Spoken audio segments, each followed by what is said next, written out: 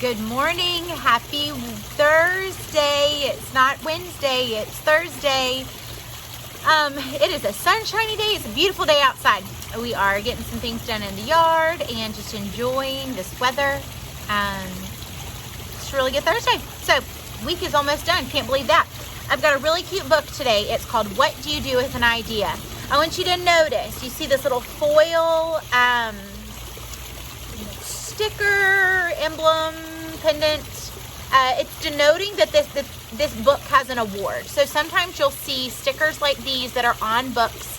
It's kind of like a medallion, right? So like in the Olympics, they get gold, silver, bronze, that kind of thing. So same kind of deal. This is letting us know that this book has won an award from a different publication company, things like that. So whenever I saw it, so typically you know that it's going to be a pretty good book. If it wins an award, it's going to be pretty good. Kind of like an athlete. If they win an award, they're a pretty good athlete.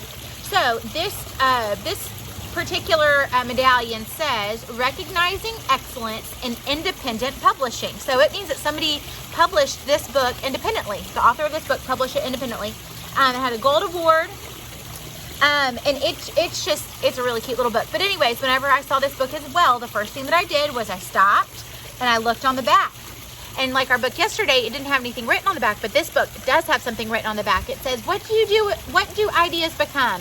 Big things, brave things, smart things, silly things, good things. Things like stories, artwork, journeys, inventions, communities, products, and cures. Everything you see around you was once an idea. So what will become of your idea? Now that's up to you. And then on the inside cover, it also gives us a little blurb. So I'm going to spare you from reading that, but the biggest kind of same message on the back and on the inside. But just remember, those are two places that we can look on a book whenever we're trying to figure out just maybe what the book is going to be about. So this is written, I'm going to try to pronounce this correctly, by Kobe Yamada, and it's illustrated by May Benson. And it lets us know it was a New York Times bestseller. Also, that lets us know it's going to be a pretty good book. Also, on the very front page, sometimes we'll see books that are dedicated, or you'll see that the author has dedicated the book to somebody and they've kind of written them a message. So this book is written for Shale and Ever. Always remember, a single idea can change everything, from Dad. And then May Benson, the illustrator, says, with thanks to my friends who always support me in my work. So Kobe is the author, and he made a little dedication. Looks probably like to his children because he signed it from Dad. And then also May Benson was the illustrator. She dedicated the book as well. So typically you'll see that in the front of the book, whether it's chapter book, storybook, anything like that. Typically you'll see that the author will dedicate the book to somebody. Okay, let's get started. One day, I had an idea. Where did it come from? Why is it here, I wondered. What do you do with an idea?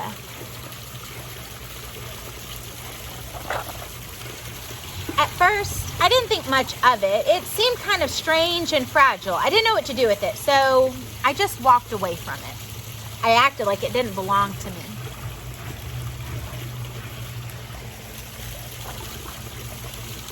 But it followed me.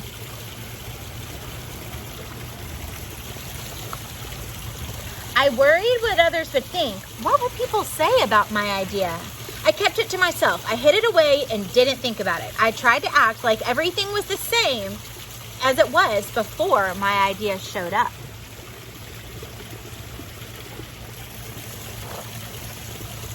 But there was something magical about my idea, I had to admit.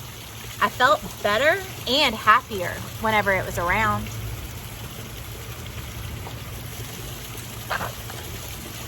It wanted food. It wanted to play. Actually, it wanted a lot of attention.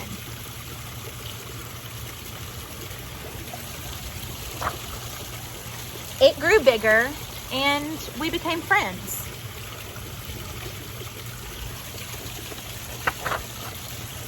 I showed it to other people, even though I was afraid of what they would say. I was afraid that if people saw it, they would laugh at it. I was afraid they would think it was silly. And many of them did. They said it was no good. They said it was too weird. They said it was a waste of time and that it would never become anything.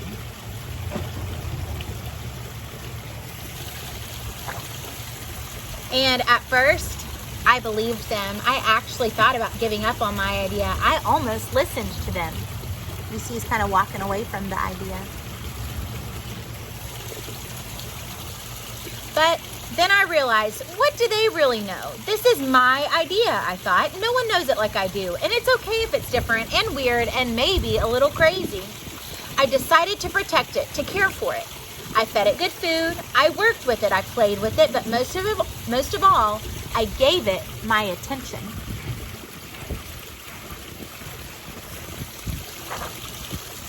My idea grew, and so did my love for it.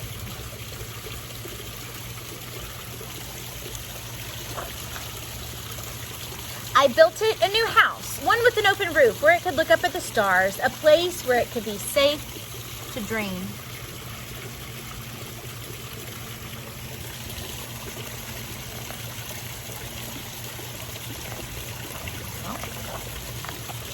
I liked being with my idea. It made me feel more alive, like I could do anything. It encouraged me to think big and then to think bigger. It shared its secrets with me. It showed me how to walk on my hands because it said it is good to have the ability to see things differently. Do you think if you walked on your hands upside down, would you be able to see things differently? I think I'd get a headache. I couldn't imagine my life without it. I want you to notice, whenever we started at the beginning of the book, there wasn't much color. And now it looks like more and more colors coming onto the pages. Then one day, something amazing happened. My idea changed right before my very eyes. It spread its wings, took flight, and burst into the sky.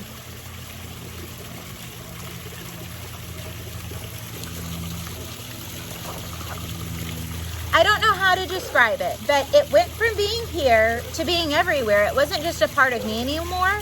It was now a part of everything.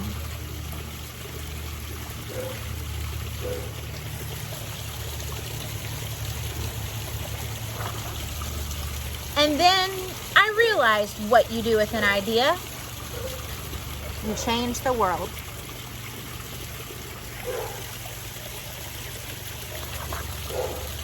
The end.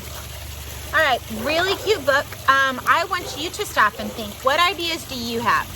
What would you do with your idea? Whenever we do our creative writing, whenever we write fictional prompts or fictional responses to prompts, and we think about, crazy things, whatever they might be, those ideas are things that live inside your head, and you can absolutely make those come true.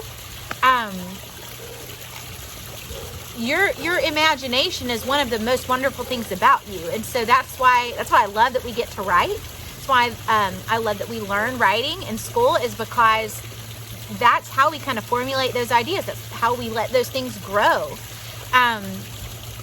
So I think that this is a great message, and that sometimes maybe people think that our ideas are silly, or that they're weird, or that they're not going to be a very good idea. But who's to say that? If it's your idea, I think it can be a wonderful and beautiful thing. So I would encourage you, stop and think, what are some ideas that you have? And let those ideas grow. Write about them. Draw pictures about them. Because one day, your idea could change the world. So, really cute book. Again, what do you do with an idea? That is great. I think that's it for today. I will see you tonight at 5:30. I cannot wait. Cannot wait. Download the Zoom app. You will see, I posted on Class Dojo and also emailed your parents the meeting ID and then also the password. So if for some reason you don't have that, then let me know. But I'll see you this evening. But until then, I will see you tomorrow. I love you. I'm thinking of you. And I am praying for you. Meet me here tomorrow for the next read.